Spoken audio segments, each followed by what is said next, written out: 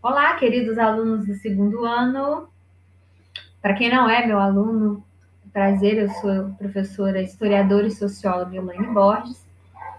E esse aqui é um canal direto de videoaulas com os meus alunos, para que quem não foi à aula puder acompanhar, para quem foi dormiu, para quem foi quer revisar. Então, é um canal direto de comunicação entre a gente, para a gente não ficar atrasado aí no conteúdo. Né? Vamos direto ao ponto. Nós vamos falar sobre a Revolução Inglesa do século XVII. Essa aqui não é uma revolução muito popular, como, por exemplo, a Revolução Francesa, a Revolução Industrial, sabe? Sistemas mais tradicionais que a gente estuda a história geral nessa época. Mas ele é um processo absolutamente importante para a gente entender como foi consolidado o processo político inglês, a estabilidade inglesa, porque para pensar, isso foi no século XVII, e no século XVIII, final do XVIII, houve a Revolução Francesa e o antigo regime foi varrido da Europa. Reis perderam a cabeça, reis perderam o trono. Napoleão varreu aí várias dinastias. Houve a tentativa de restauração, mas enfim. Houve um movimento fortíssimo de revolução mesmo, de terremoto social, que varreu a Europa e que, no entanto, a Inglaterra não passou, a Grã-Bretanha não passou por esse processo. Por quê? Porque ela já tinha tido a sua própria revolução um século antes. Na verdade, a Revolução Inglesa dura de 1640 a 1688, ou seja, foram 48 anos de um processo político histórico importante, né? Com guerra civil, com experimento de uma república, para depois se consolidar o que até hoje predomina lá, que é a monarquia parlamentar. Né? Ou seja, o terremoto social que invadiu a Europa naquela época não atingiu a Grã-Bretanha. E ainda vou além, deu estabilidade política para que, de fato, a burguesia, junto ao rei, se lançasse futuramente num processo de revolução, de organização econômica, para que houvesse a revolução industrial e posteriormente a Inglaterra se tornaria a maior potência do mundo no século XIX no imperialismo. Ou seja, não que eu queira dizer que na história há uma lógica evolutiva que um fator teria automaticamente levado a outro. Não, mas que a gente precisa entender que os processos históricos não são acidentais, não ocorrem do dia para a noite sem mais e nem menos, sabe? Há toda uma lógica, há todo um interesse, muitas vezes dísparo interesse, né? Mas que leva a um processo e a outro. E a Revolução Inglesa é um deles. Então vamos começar. Eu não cobro e nem quero que você fique muito ligado em datas ou detalhes de dinastia, nomes de reis, porque isso não é tão relevante. E segundo as provas atualmente, por exemplo, Enem, eles querem que você tenha uma capacidade de entender os processos históricos, sabe, como uma rede, como um fio, como uma rede, e não como algo simplesmente decoreba. Isso não existe mais. Vamos entender então. Mas, mesmo assim, é dividido. Vamos dividir a Revolução Inglesa por fases. Por quê? Eu vou começar a ação primeiro. Deixa eu dar um pause aqui. Peraí. Continuando, porque eu não ia conseguir refletir, pensar, raciocinar com fome. Tá, continuando. Tá. Continuando, então. Como que era a Inglaterra na virada do 16 para o 17, né? A Rainha Elizabeth I, não é que está aí atualmente, aqui de fato morreu, aqui morre, ela saiu do trono em 1603 e houve uma questão pela sua sucessão, porque ela não tinha deixado herdeiros e ela foi a quinta e última monarca da dinastia Tudor. Quem assume já era o rei da Escócia, o Jaime I, o Jaime Stuart, que ele reina de 1603 a 1625, anglicano, E o Jaime I, ele não tem muito trato com o parlamento. E quem era esse parlamento? O parlamento era dividido na Câmara dos Lordes, majoritariamente anglicanos, porque a Elizabeth I tinha consolidado o anglicanismo na Inglaterra, né? O pai dela tinha fundado a igreja anglicana, ela consolidou o protestantismo. O Jaime Stuart vem e continua esse processo, né? Então, mas quem era esse parlamento? Primeiro, a Câmara dos Lordes, hereditário, majoritariamente anglicana, e a Câmara dos Comuns, que era, sobretudo, puritana, calvinista. Então, o Jaime Stuart, ele tem muita dificuldade de trato com esse novo parlamento. Então, o que ele faz? Ele começa a governar de uma forma conturbada, na verdade, né? Ele, o Jaime I, tinha como a sua principal oposição os puritanos ingleses, membros do parlamento. Quando ele morre, quem assume é o seu filho, Carlos I, e o Carlos I não seria diferente do pai. Essa cisão, essa rixa muito forte entre rei e parlamento não só continuam, como aumentam. O Carlos I, na verdade, ele é obrigado a assinar a petição de direitos que proibia a coroa de convocar o exército ou adotar políticas econômicas sem a prévia autorização dos parlamentares. E o Carlos I não gostou muito dessa ideia, porque ele tinha concepções absolutistas de poder, né? Porque, veja bem, com a ascensão da Igreja Anglicana, toda a propriedade de Roma, todo aquele dinheiro, ela foi apropriada pelo Estado. O Estado investe muito na Marinha. Com Elizabeth I, eles vencem a Armada Espanhola, né? Por isso que se diz que ela consolidou o protestantismo, né, na Inglaterra. E, na verdade, a burguesia, que era sobretudo puritana, ela cresce. Então, é uma força cada vez maior em oposição a esse rei. A gente não consegue entender a Revolução Inglesa se a gente não entender essa oposição de interesses entre o rei e o parlamento. O parlamento, na parte da Câmara dos Comuns, era, sobretudo, puritano. Então, há uma cisão muito forte. Eu não disse a vocês que muitos calvinistas puritanos fugiram para as recém-fundadas 13 colônias, onde seriam os Estados Unidos da América, fugindo de perseguições religiosas? Por isso, agora você consegue entender. Era nesse contexto de conflito político e religioso, uma coisa estava ligada à outra, que fazia com que as pessoas fossem buscar novas alternativas além ali da nação inglesa, ok? Então, vamos lá. Nessa primeira fase, o livro de vocês, isso está na página 22, existem, como eu disse, são 48 anos de Revolução Inglesa. É muito bom a gente dividir entre fases. E essa primeira fase é chamada de Grande Rebelião, de 1640 a 1642. Como Jaime, tanto quanto Jaime quanto Carlos, eles abriam e fechavam o parlamento cada vez mais se indignava contra isso. Por quê? Poxa, eu tô assim, então, a revelia do rei, a escolha do rei de fechar ou não? O que é isso? Eu só sirvo para o rei quando ele quer? Então, quando havia, por exemplo, uma petição do rei, como, por exemplo, o ship money, que era o imposto que era cobrado antes apenas das cidades portuárias, mas o Carlos I queria que todo o reino cobrasse, o parlamento fez o quê? O parlamento negava. Ou seja, aí quando o parlamento negava, o rei dissolvia ele, entendeu? Então havia uma cisão muito forte entre rei e parlamento. Essa cisão vai explicar a segunda fase da Revolução, que é a Guerra Civil.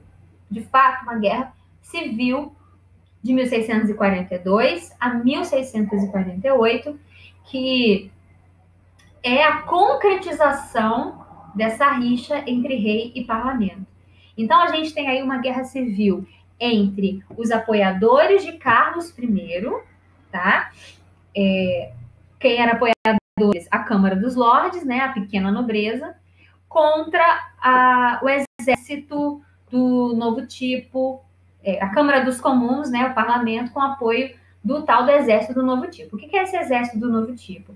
Era uma nova forma de organização militar que não dependia da hereditariedade dos seus membros. Não dependia do sangue da nobreza azul.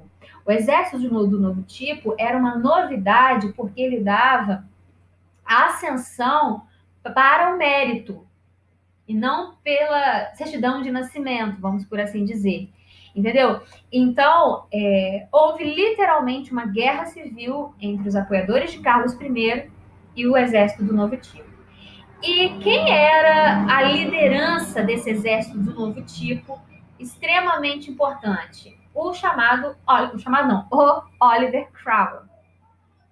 O Oliver Cromwell, que era puritano, né? Óbvio. Então você vai vendo muito pela lógica, né? Ele era puritano, membro da Câmara dos Comuns, da gentry, da nobreza rural, da nova nobreza rural. Líder desse exército do Novo Tipo, então o Cromwell vai ser essa grande figura que vai derrotar o exército de Carlos I, o exército real. O Carlos I vai ser deposto, preso, acusado de traição, e a pena contra a traição era a morte. Então, Carlos I ele foi executado. A gente tem aí essa segunda fase marcada por uma guerra civil, em que os puritanos tomam o poder e, através do Exército do Novo Tipo e pelo seu instrumento, né, o instrumento do Exército do Novo Tipo, inicia-se a terceira fase dessa revolução, que é a República de Cromwell, de 1649 a 1660. Interessante a gente pensar nisso, né, que a Inglaterra foi uma vez república, porque a gente é tão acostumada nessa imagem real, de monarquia consolidada, e a gente esquece que a gente teve desse período de 1649 a 1660 a República de Cromwell. E qual foi a característica dessa República de Cromwell?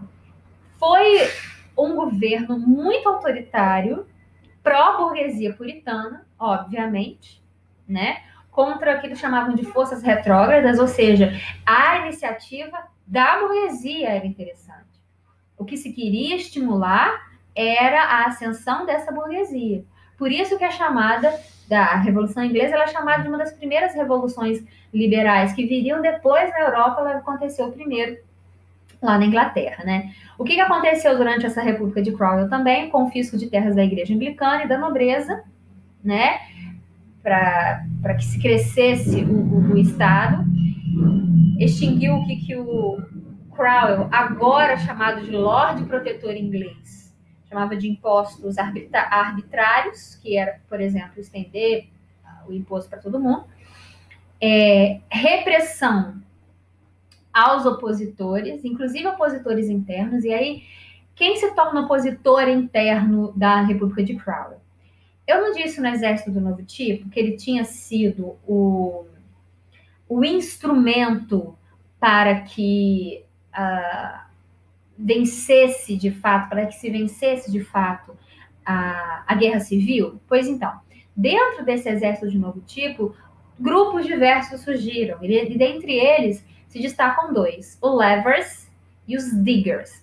Lever, que significa niveladores, né? A ideia era nivelar as condições sociais, eles eram mais populares, eles defendiam a população pobre da cidade, exigiam liberdade religiosa e ajudaram Cromwell. Os Diggers, de cavadores, daquele de cavar, né? Ele buscava... Foi uma experiência meio comunal, a ideia da propriedade comunal da terra, né? Exigiam que as terras das coroas fossem comunais, que os bens cultivados fossem partilhados. Futuramente, esses Levers e esses Diggers foram reprimidos pelo próprio Estado que eles ajudaram a fundar a República de Cromwell, né? Bem opressora. E também, durante a República de Cromwell, a gente tem a criação dos Atos de Navegação de 1651. E de acordo com esses Atos de Navegação, isso está no livro na página 1026, toda a mercadoria que fosse importada deveria ser levada somente por navios ingleses. Ou seja, a ideia era consolidar a hegemonia inglesa nos mares. A Holanda não gostou disso, eles entram numa guerra entre 1654 e 52 e 54, mas essa guerra é vencida pelos ingleses e eles garantem a sua hegemonia marítimo-comercial através desses atos de navegação, ok?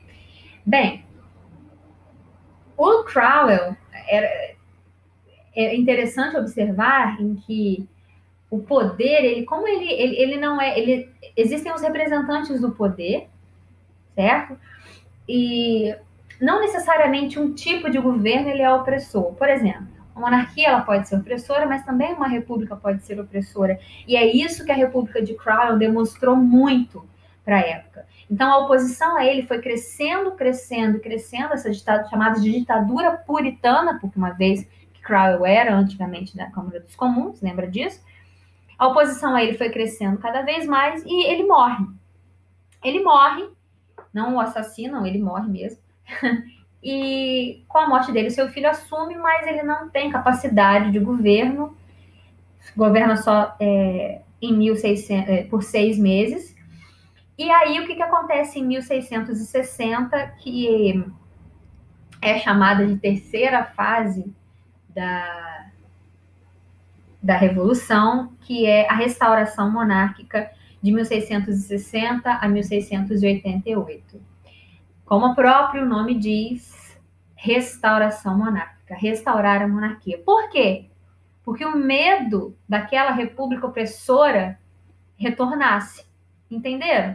Então, o parlamento retoma o controle do processo político. Eles querem acabar com esses chamados de excessos e radicalismos da Revolução, que ele enxergava como o que Cromwell tinha feito, né? Restauram a monarquia dos Stuart com Carlos II e depois o Jaime II, ambos filhos do Carlos I, para restaurar a monarquia na Inglaterra. Só que essa restauração da monarquia na Inglaterra, ela não foi boa para o parlamento. O Carlos II, ele chega a fechar o parlamento, ele tem aí atitudes que batem de frente contra o parlamento, ele dissolve em 1681 o parlamento e governa sozinho até morrer em 1685 e não melhora quando Jaime II assume o poder.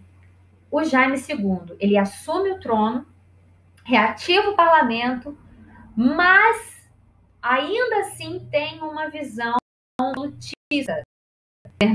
Esse era o problema, parece um loop, né? Porque, assim, o Jaime I, depois da Elizabeth, e o Jaime I,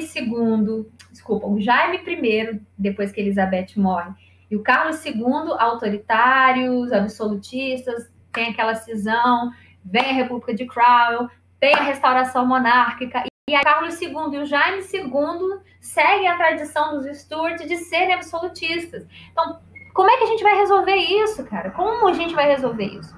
Porque o Jaime II, além dele restaurar essa ideia do absolutismo, ele se converte ao catolicismo e declara uma série de medidas que beneficiariam os católicos, como, por exemplo, a isenção de impostos. O que o parlamento, que tinha sua grande força puritana,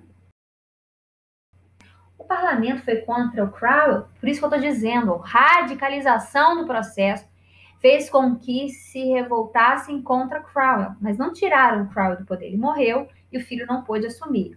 Então, quando Jaime II vai além, e além de reivindica,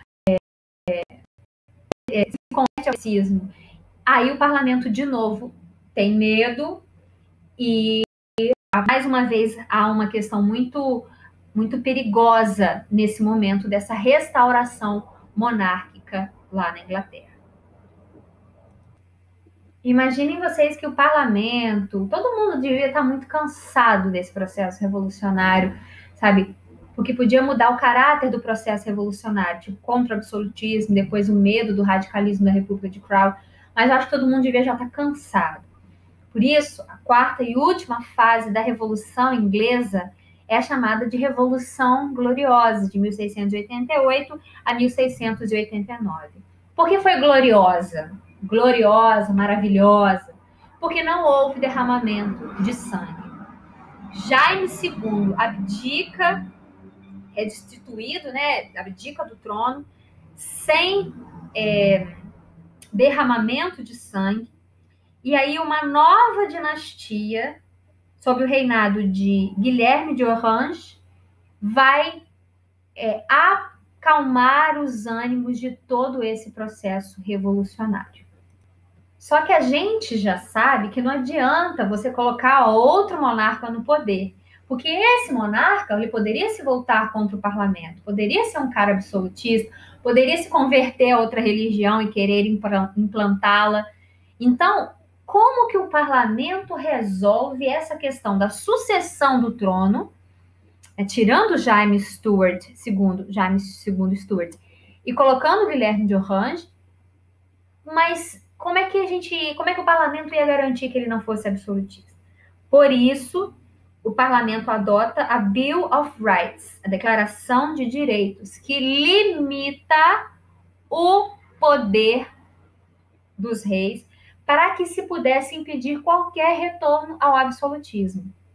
Os reis passariam, a partir da Bill of Rights, a ter o poder restrito e o poder de decisão de fato política era do parlamento. O nome disso é monarquia parlamentarista. Além disso, na Bill of Rights havia o garantimento das liberdades individuais e das liberdades de crença religiosa. Ou seja, poxa, desde 1640 a gente está em guerra, a gente está em cisão, aqui tem todo esse problema. Como nós vamos resolver isso? Bem, o rei vai continuar reinando, mas ele não vai de fato governar. Chefe de Estado é diferente de chefe de governo, ok? A monarquia continua a ser o tipo de Estado que se escolhe, mas quem de fato decide, quem governa de fato, é o primeiro-ministro, o primeiro-ministro é quem? É o líder do partido que venceu nas eleições para o parlamento. Então, a Revolução Gloriosa, ela encerra esses 48, 49 anos de Revolução Inglesa.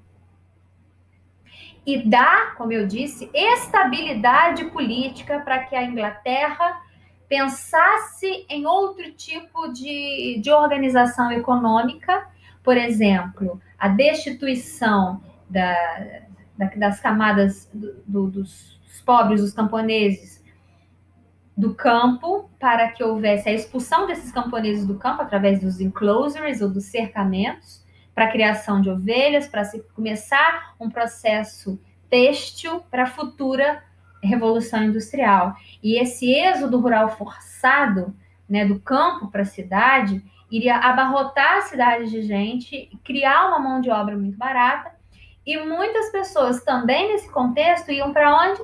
Para as 13 colônias. Viu como tudo se encaixa? Porque aí você já conseguia perceber quem eram esses primeiros colonos das 13 colônias. Eram da base popular, tá? Ou o pessoal ia fugido das tensões religiosas, viam nas 13 colônias, já ia falar na América, viam nas 13 colônias uma oportunidade de exercer sua liberdade religiosa, ok? Fugindo dessas tensões entre calvinistas, anglicanos e católicos, ou eles iam porque queriam uma alternativa para sobreviver, de fato. Porque eles eram expulsos do campus, iam para a cidade, muitas vezes na cidade. Eles viviam em quarto, uma família morava num quarto só, numa situação absurda, para se criar essa mão de obra barata. Então eles eles iam para as 13 colônias para recomeçar a vida, como a América era vista como, as 13 colônias eram vistas como a terra das oportunidades. Era tipo a chance de você recomeçar uma nova história. E politicamente, ou seja, economicamente, essa foi o resultado da Revolução Inglesa, né? Lança as bases para uma acumulação de capital, uma mão de obra disponível e barata para que futuramente houvesse a Revolução Industrial. Na organização política, como eu disse no início, ela trouxe estabilidade política. esse acordo entre rei e parlamento, que era a burguesia, permitiu que os interesses não se chocassem. Esses interesses estavam se chocando e a bomba estouraria na Europa pela Revolução Francesa e depois os outros países, certo? Mas a Inglaterra ela não sofreu com esse processo revolucionário, ela já tinha tido a sua própria revolução. Bem, eu espero que tenha sido claro, é muito detalhe, né? Qualquer dúvida que vocês tiverem, ou podem me procurar na sala, mandar mensagem. Estou aqui para tirar qualquer dúvida para vocês, mas espero que vocês não tenham dormido e que tenha sido favorável essa videoaula. Um beijo.